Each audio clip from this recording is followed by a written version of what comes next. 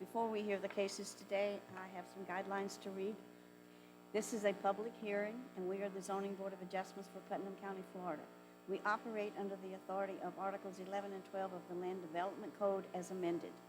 The primary responsibility of the board is to hear and decide appeals challenging final determinations made by the Planning and Development Services Department under the Land Development Code, and to hear and act upon requests for variances, special use permits, non-conforming use determinations, and preliminary development plans under the Land Development Code.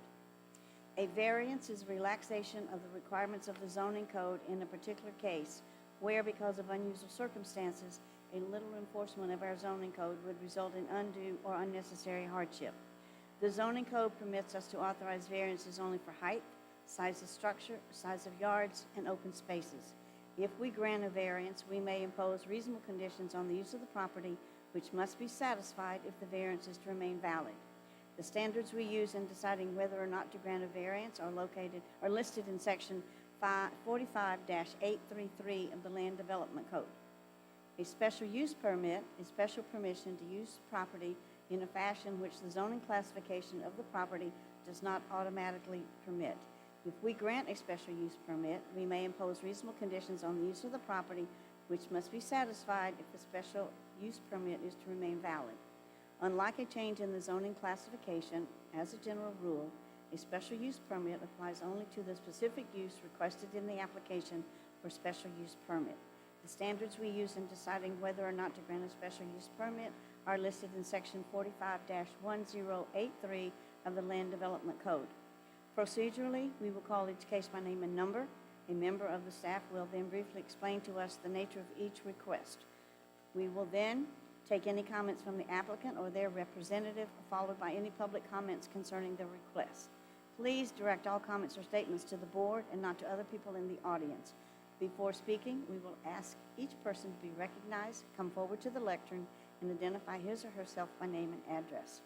After all persons wishing to speak have been heard, we will entertain a motion from the board. This motion will be voted on by the board members and become our final order. Any decision made by this board can be appealed to the circuit court. However, any appeal must be filed within 30 days after the Board of Adjustment has rendered the final order which is being appealed. Are there any questions? Okay, before the first case is heard today, all those wishing to speak will need to be sworn in, so will the notary please administer the oath.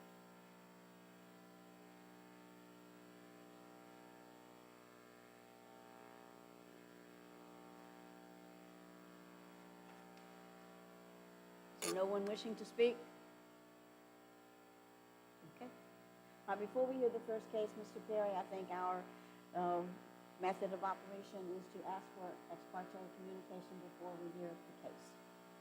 Yes, ma'am, we have been doing that. Okay, so Ms. Kidd, if you will do the roll call for ex parte communication.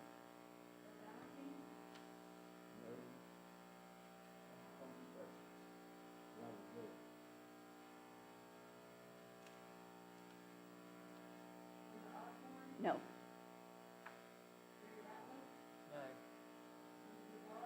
No.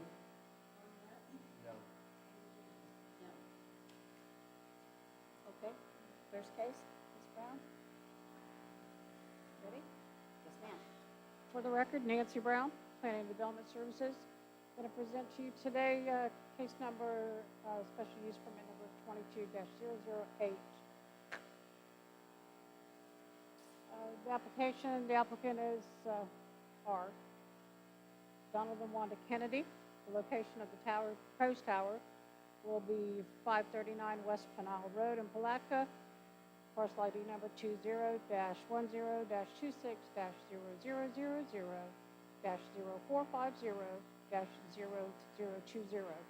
Location of the tower is on a parcel of about 7 acres, 6.98 plus or minus, on the west side of Pinal, approximately 0.6 miles north of its intersection with State Road 19.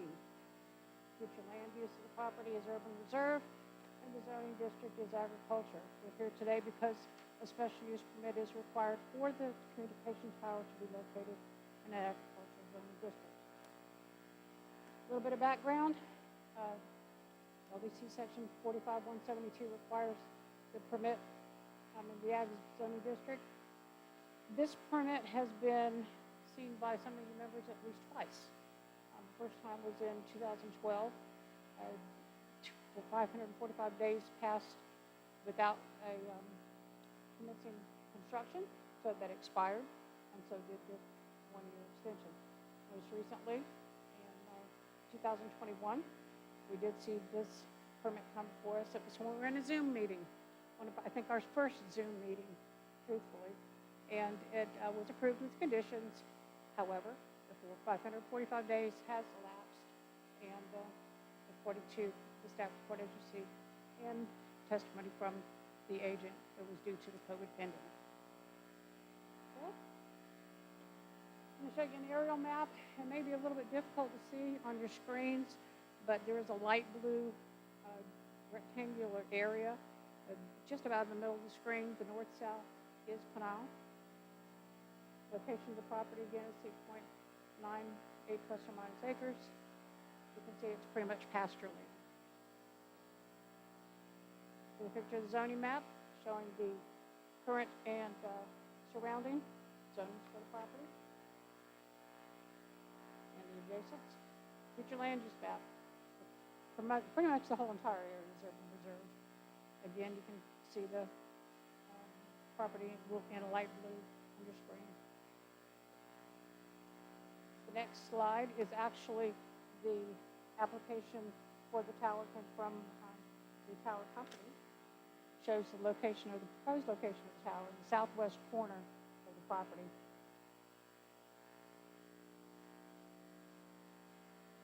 Criteria. The criteria, again, for section 45-1083 of the Land Development Code, the Zoning Board of Adjustment is to evaluate the property, make a decision to the specific findings that are listed in the staff report. And Development Code section 45-172H provides for additional issuance criteria for the special use permit, and that is also in your staff report. That lists the required findings. There's actually 6 required findings within that Land Development Code. I can briefly go over it. Basically, it complies with all the 6 regulations, and primarily the location, the fact that it's going to be screened, the fact that it meets the criteria for distance due to the fact that we had an approved variance on the property in 2012.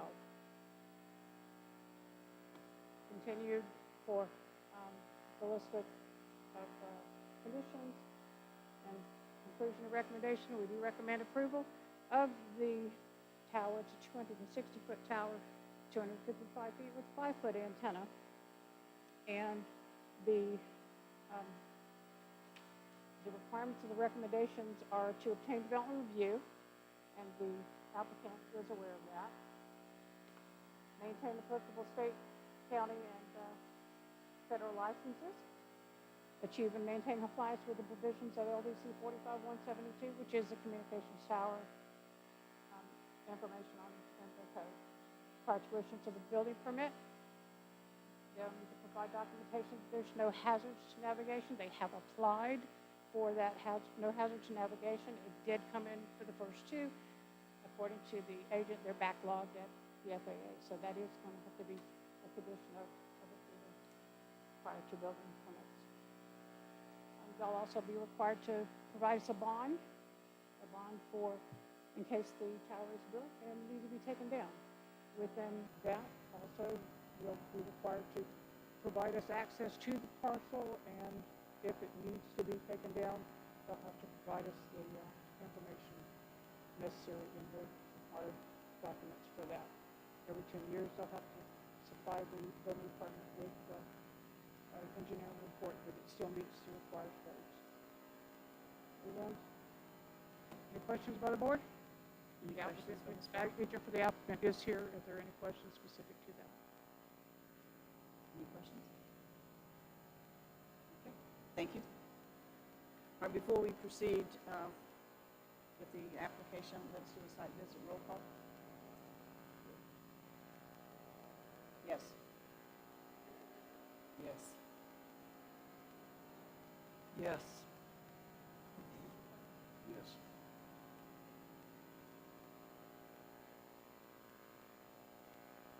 Okay, when the notary was asking people if they wanted to speak, no one stood up, so I'm assuming that there's no one in the audience today wishing to come forward and speak in favor of this application?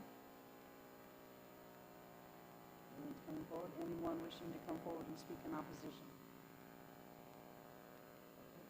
With that, we will close it to the public and open it up for board discussion and motion. Madam Chairman, I move we approve special use permit 22-008 as request meets the criteria for special use permit as required by section 45-1083 of the Putnam County Land Development Code with the 8 conditions recommended by staff and authorize the chair to sign the final order. Second. Okay, we have a motion and second to approve special use permit 22-008. Is there any further discussion? If none, all of those in favor of the application, please indicate by raising your right hand. 1, 2, 3, 4, 5, 6, okay. Motion carries 6-0. To the representative, just make sure that there is a 30-day appeal process. So in the interim, work closely with staff and good luck on your endeavor this time. Okay. Okay, before we hear the next case, we're going to do the ex parte communication with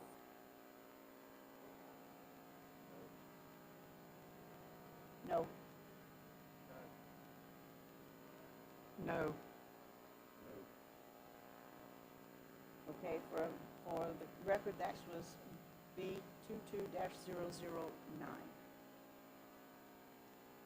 Okay, guess we're ready. Madam Chair, the case that you just heard was SUP 22-008. I've already changed it to mine. Okay, wait a minute. Come back with that. I didn't understand what you said. I think you said that, for the record, the last case was SUP B22009, but it was SUP 22. No, for the ex parte was the V22-009. My apologies. Okay, that's okay.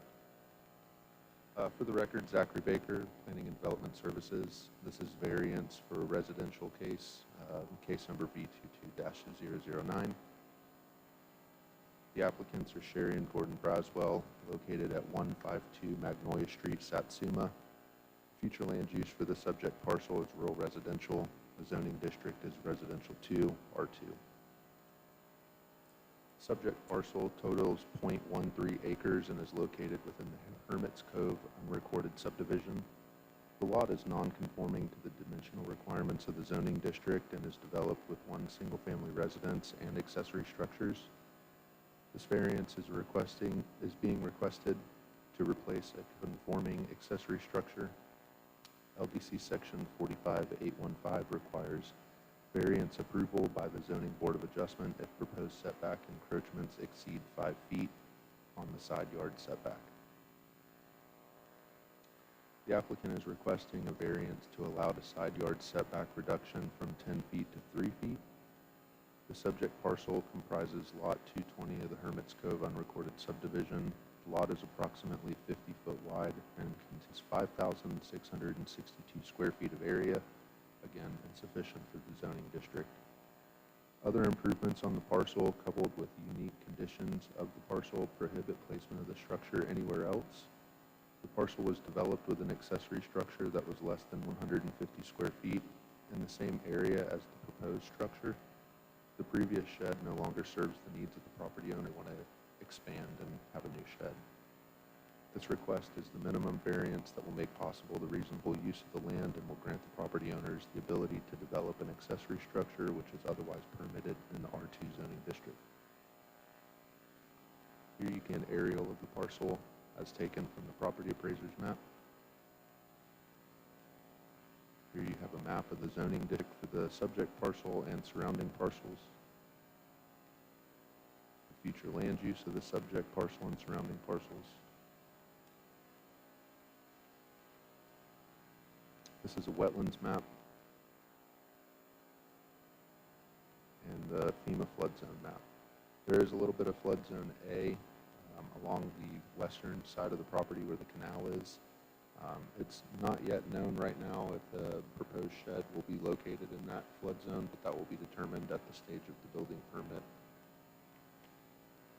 And here you have a site plan for the proposed shed on the south property line. You can see that the encroachment would be 3 feet from the side yard. Staff is recommending approval case number B22-009 and the request for the variance to the reduction of the side yard setback from 10 to 3 feet as allowed by the Land Development Code to allow increased reduction of setbacks as allowed by LDC Section 45815B. Any questions? Any questions?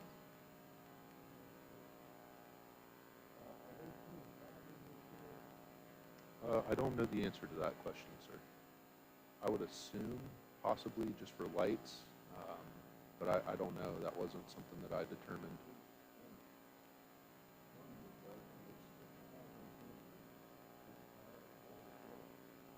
The property owners are here. They may be able to answer that question for you. But would that make a difference as far as the variance is concerned? Because I don't think that that's part of our, No, I mean, responsibility. if they put on the scope of the project that there's going to be power and water there, the building team will review and make sure that it's all compliant with the Florida Building Code. But no, this variance is just for the reduced setbacks. right, you said that. Doesn't matter. Okay, all right. Any other questions? Okay, at this time, let's, before the applicant vote, let's do a site visit roll call. Yes. Yes. Yes.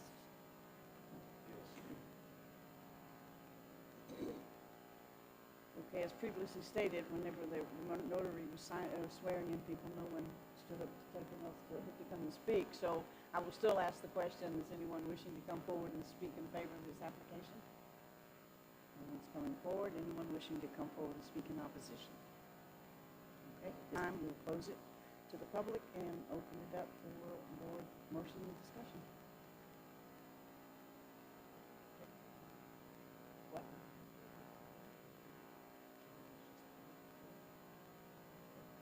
I don't know that we've ever done 3 feet variance. I don't know, though, the other one the other day from San Mateo was really close, so. Yeah, I believe this variance case that Mr. Joe Seeley presented was an encroachment of like 2 foot on the side and like 4 foot front yard Yeah. setback. It was pretty short. I mean, the lot's really small, so it's very difficult to squeeze anything in there. Correct. Yeah, this is a non-conforming lot.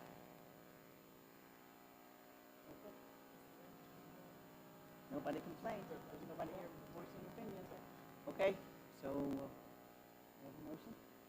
Madam Chairman, I move to approve variance 22-009 as it meets the criteria for variances required by Section 45-833 of the Putnam County Land Development Code and authorize the chair to sign the final order.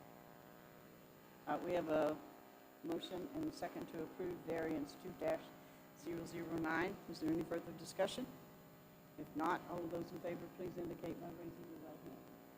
1, 2, 3, 4, 5, 6, vote 6-0, motion carries. Just remember, there is a 30-day appeal process, so if there's any problems or issues, please work closely with staff, and good luck with your project. Okay. Before we hear the next case, which is variant VN 2-001, let's do an ex parte communication roll call. No. No. Okay. All right, thank you again. For the record, Zachary Baker, Planning and Development Services. This is a non-residential variance, VN 22-001. The applicant is Ridgeway Land LLC. Signatory for the agency is Wells Delozin. He is present today. The location of the project is 219 Gordon Chapel Road, Hawthorne.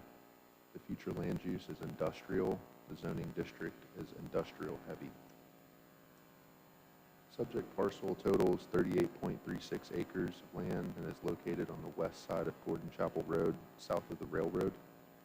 The lot is conforming to the dimensional requirements of the zoning district and is developed with a small office building, parking lot, and a large paved area. Variance requested today is to waive the perimeter and vehicle use landscaping areas, as well as the vegetated type 30C incompatibility buffer. LDC section 45512(b) allows the director to waive the perimeter and vehicle use landscaping requirements. LDC section 45513(c)(5) requires the zoning board of adjustment to approve the variance for the incompatibility buffer requirements. The landscaping waiver is included with this request so that the waiver can be documented in writing. The applicant is requesting a variance to waive landscaping requirements and the incompatibility buffer requirements. Substantial vegetation exists within the boundaries of the property. Areas which require the incompatibility buffer are occupied by dense, mature, and native vegetation. The type 30C incompatibility buffer requires a masonry wall, which would require the applicant to clear existing vegetation to develop that wall, and it would reduce the presence of the vegetation that's already there. Furthermore, since the masonry wall is only required along two boundary lines, a fence uniformity scenario could be created as defined by LDC section 45532(b), unless the masonry wall went all the way around the boundaries of the parcel. The proposed activity will take place at least 1,000 feet from the existing residential development. Existing land conditions such as elevation and vegetation aid in buffering the proposed use. So here you have an aerial of the outlines of the property. The zoning district indicating that it's industrial heavy. Future land use designation for the subject property. A wetlands map, and the FEMA flood zones. Here you have a site plan. You can notice down in the bottom right of that site plan, that's the only two property lines where the buffer would be required.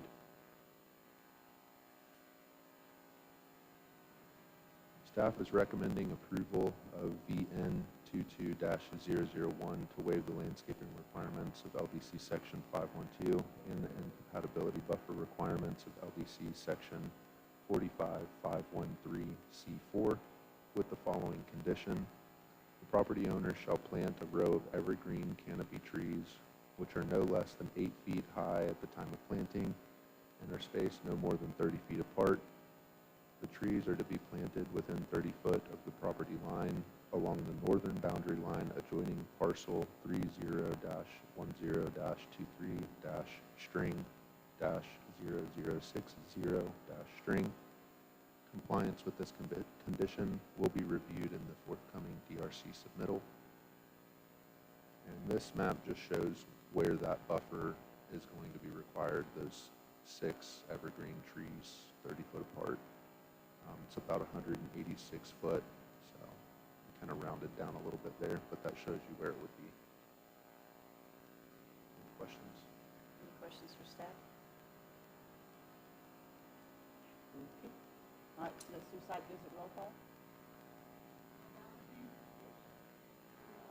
Yes. Yes. Yes. Okay. Going to ask the question. Anyone wishing to come forward and speak in favor of this application? No one's coming forward. Anyone wishing to come and speak in opposition? At this time, no one's coming forward, so we close this portion of the meeting to the public and open it up for board discussion and motion.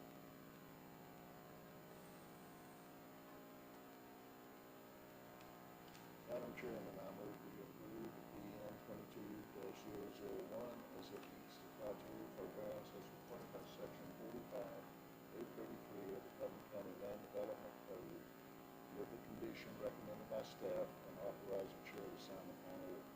Second. we have a motion and second to approve case BN 22-001. Is there any further discussion? If none, all of those in favor, please indicate by raising your right hand. 1, 2, 3, 4, 5, 6. Motion carries 6-0. Do recall there is a 30-day appeal process, so if there's any questions, please work close with staff and hope you do well on your project. Okay, let me see. That's all the cases for today, so we're down to old business. Do you have anything from previous months to discuss or anything? Okay, the next is new business. It's not on the agenda, but I was told I could put the election of officers under new business. So if anybody has no objections, we will do that. No. Election of new officers for 2023. I'll second it.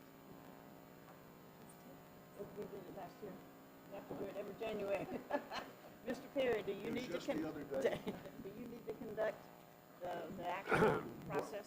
Well, I certainly can. Sure that's it. I certainly can, ma'am. From what I understand, there's been a motion and a second for you to retain the chair for the coming year. Of course, nominations are open. Is there any other nominations for the chair?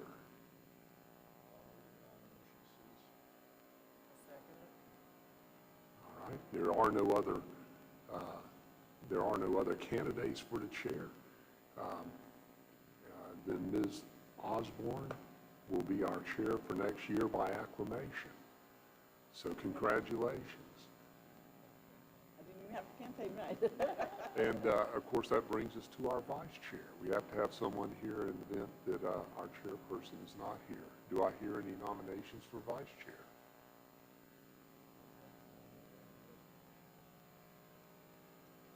We have a nomination of Mr. West. Do we have a second? Second. Are there any other nominations? Seeing that there are no nominations, then the nominations are closed, and Mr. West, you are elected by acclamation as our vice chair for the coming year. Congratulations to you. Congratulations, Mr. West. Thanks. Okay, the next thing on the agenda is the approval of the November 18th, 2022 meetings. Anybody have a chance to read them? Motion to approve, how about a second? All right, we have a motion and a second to approve the November 16th, November 16th, 2022 minutes. All in favor say aye. All opposed, motion carries 6-0. Okay, at this time, how about a motion to adjourn? Okay, thank you much.